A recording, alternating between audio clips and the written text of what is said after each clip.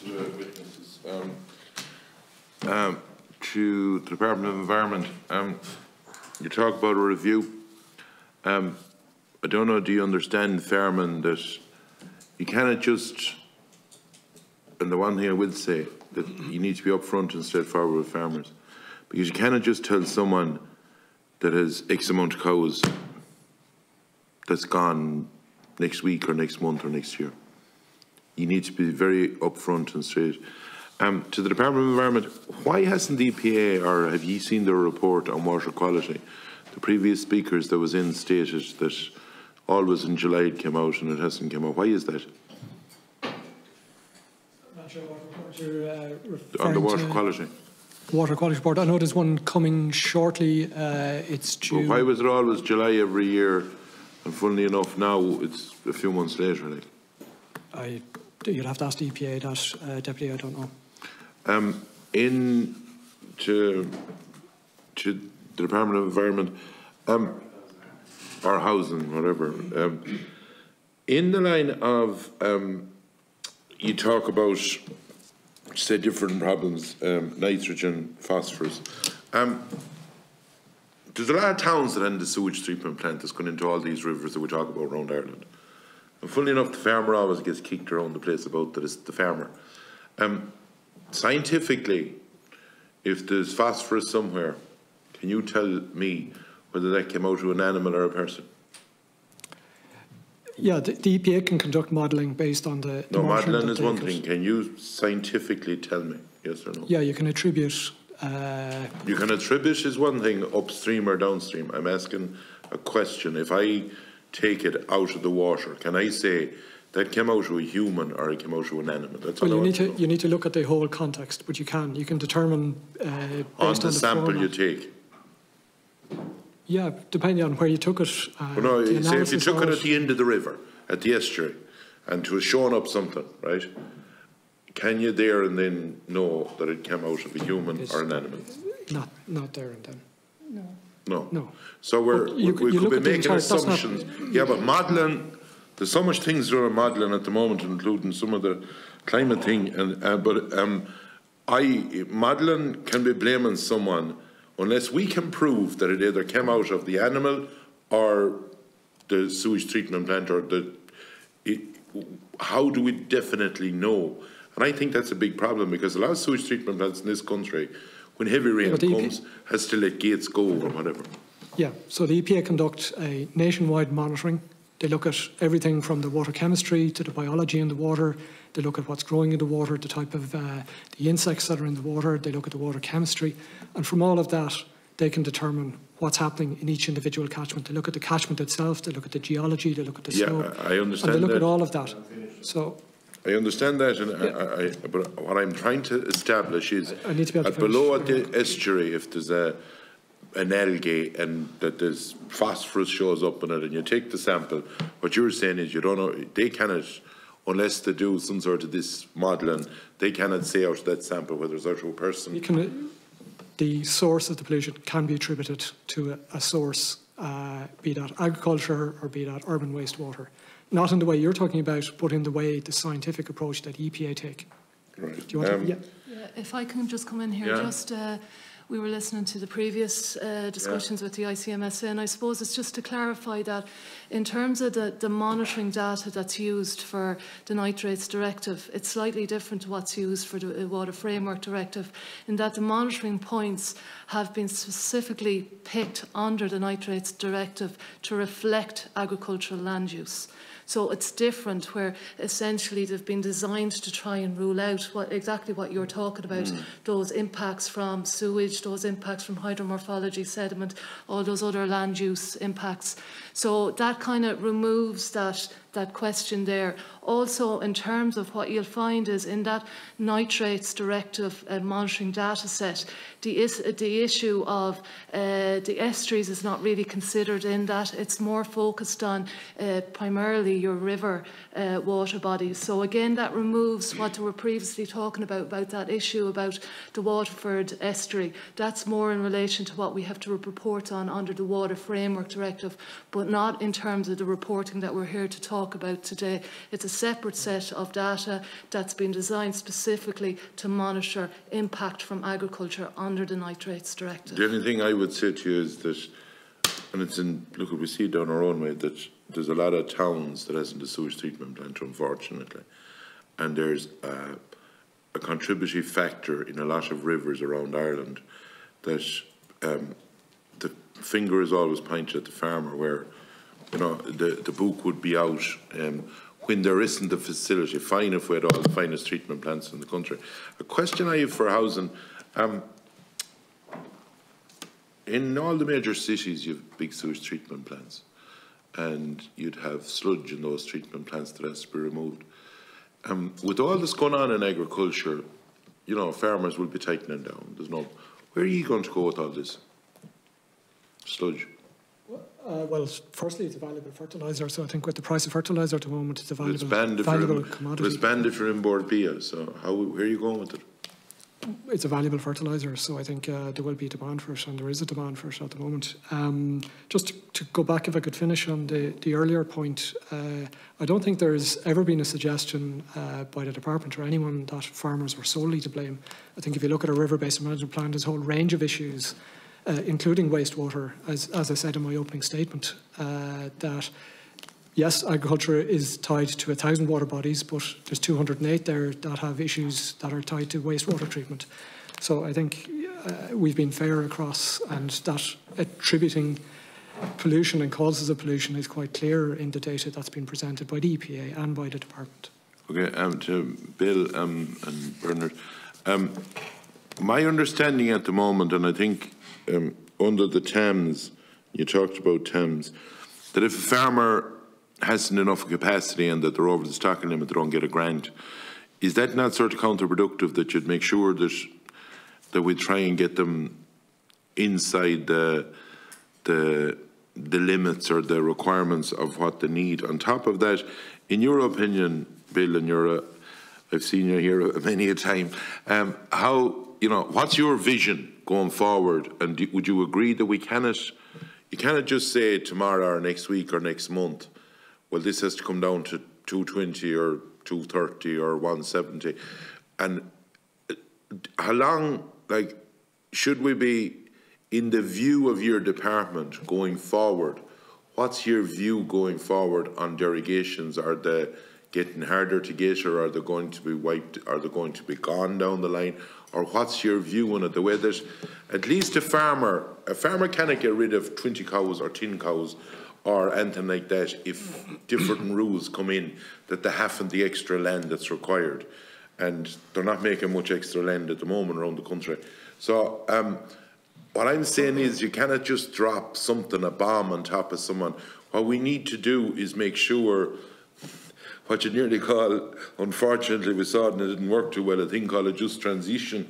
If they're going down that road, is there any vision there, or can you be out straight with farmers in what's coming in the next 2 years, 5 years?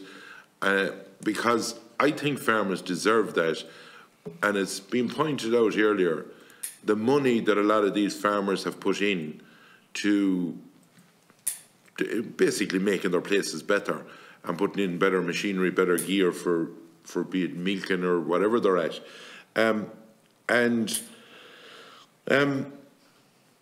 In the line of the Department of Agriculture, there's a lot of stuff being thrown out there at the moment. Is there truth in that they're talking about, under nitrates or whatever, that there'll be, or is this a body that's meeting the headlines on the journal and that will say there's going to be X amount given to people to reduce or whatever? What's the story on all of that, or could you inform me? Okay, Deputy, that's a fairly wide-ranging question. I'll try and break it down. So the first one, in terms of Thames, it's look, at the simple reality is that the regulations in terms of availability of support under CAP is that somebody has to be at the regulatory standard as set, and therefore is precluded in terms of bringing them up to that standard. Yeah. That's been there for quite some time. It is something I have raised, with Commission officials in terms of, you're right, in terms of the, the opportunity to bring somebody up, but I suppose to look at it from a fairness point of view, for those that are compliant, their eligibility TAMs shouldn't be diminished by the fact that others who are not compliant are accessed. So is it the case? It is. Is it based on very clear guidance in terms of implementation of CAP? Absolutely, and that there is a requirement. So, for example, trailing shoe technology, we would have been very aware about the absence of a grant 1 year or thereafter, after the introduction of that as a minimum requirement for derogation farmers. So to be clear, let's say in terms of the use of derogation, there are additional asks of those farmers. When you make that in legislation, it precludes them from availability after a period of grant aid. That's just, it has been like that. So it's something we do consider in terms of proportionality and speed in terms of things. The question of vision, my own vision, just to be clear on it, and I've worked in this area for quite some time, is that, you know, the derogation has to be on a sustainable footing. What does that mean? It means that, as I said, it's not, you know, that people are criticising, well, look at what are the actions we're introducing in respect to derogation. They're done for a reason, so that derogation is not associated with poor water quality or negative trends, and avoiding that reality or that suggestion. So for me, let's say it's about doing what are the right things to secure it over the longer term. It is a political issue that I can't answer in terms of future governments as to the application, because that is a decision for government to apply. But importantly, you have to have the bedrock of guidance to farmers, of actions that need to be taken to make sure that it is water quality is on the right trend, that's contributing, that it's not negatively impacting, I suppose is the way I would describe it in terms of that. So that's certainly my vision, and that means asking farmers to do more. But my experience, and we've done quite a number of reviews now, I'm around since 2010 in this area, like we've done 4 reviews, we've done an interim review, we've asked derogation farmers to do more, there's more being asked of them now, and I accept some of those are challenging. But the experience has taught me in the longer term, most farmers will say, tell us what we need to do to get it right, because it is quite important to them. In terms of the derogation itself and nitrates, there's a couple of things I would point to. So the first thing is the actual directive itself identifies it's a limit of manure applied, not present on a farm. So it is available to a farmer, let's say, who has a higher stocking rate in terms of moving manures or additional land. So that's the directive. The directive then, in terms of the availability of a derogation, is on basically 4 specific criteria. I won't cite them out, but that is based on a long growing season.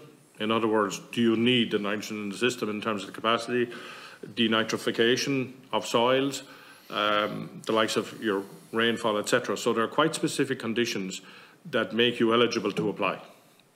That's the first thing in recognising, you know. And from an Irish perspective, like having presented on the tables, like we have a growing season of 270 or 80 days, like, you know, so it wouldn't be compared to continental Europe quite different. So our availing of it is in a different, I suppose, circumstance to many of the European countries where, you know, you have animals permanently housed, you have more cropping, which is diluting stocking rates, etc. You know, so there are differences there that we have to recognise.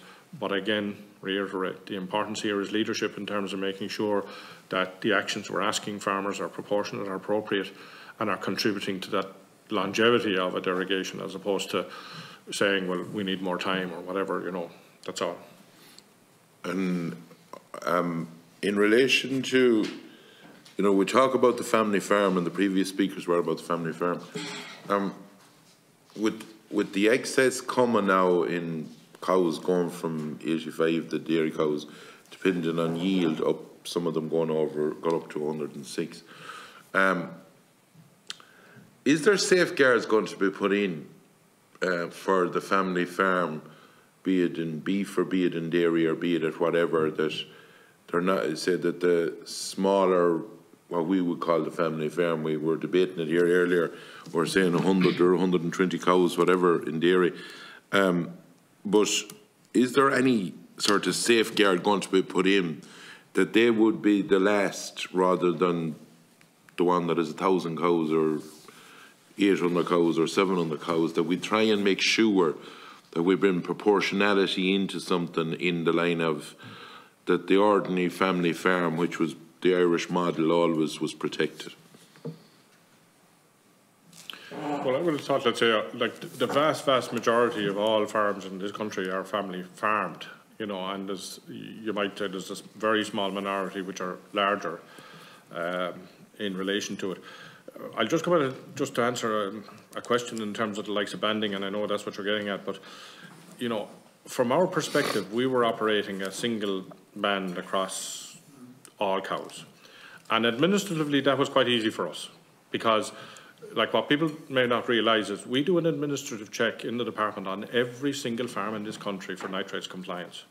It's not universal, but we do a check comparing single farm payment versus their AIM data, which is their livestock, on every single farm in the country. So it's a huge check, and there's quite a number of farmers who are non-compliant in that area and suffer a penalty as a consequence on it. So operating a single band was quite easy administratively for us. So moving from that will be a challenge, you know, and it's something that we put our hand up for. But at European level, all countries under the nitrates, most of the countries were working the banding system, and the Commission were adamant it was a minimum requirement in terms of discussion. So it was the Commission that made Ireland bring in the banding? Absolutely. Absolutely. Just very clear in that.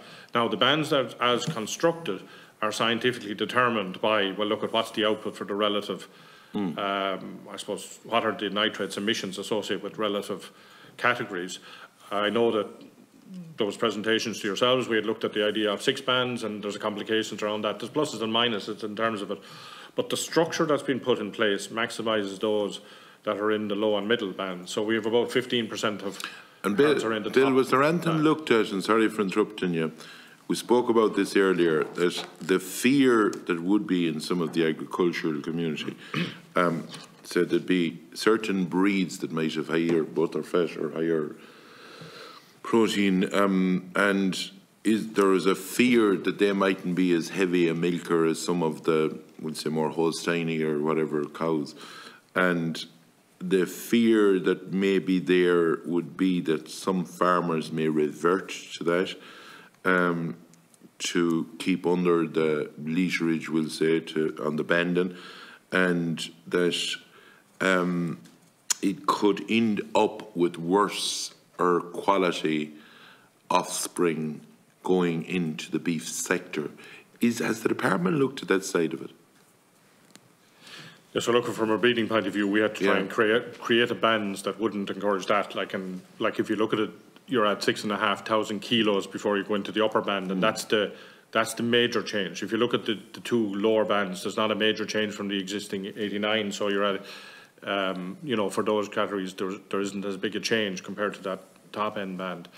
And certainly, if people are viewing that they're going to try and manage their herd profile out of that band, I certainly don't believe that there's a need in terms of certain breeds that people might allude to are required to generate that. We have plenty of capacity within our own breeding programs to pick animals that are there, that are ensuring fertility, longevity, focus on milk solids, which is available under the structure that's been put in place.